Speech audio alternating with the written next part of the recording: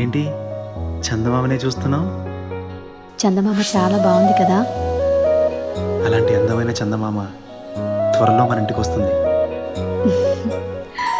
చిన్ని చిన్ని చందమామే కళ్ళ ముందు చిందులేసే, బుజ్జి బుజ్జి బుట్ట బొమ్మే వేలు పట్టి అడుగులేసే, నీలేత పానం చుట్టూ నా పంచ ప్రాణాలన్నీ మువ్వల్ల మోగేనులే, చిరునవ్వు చూస్తే చాలు చుట్టూరా సంతోషాలు మనసంతా నిండేనులే.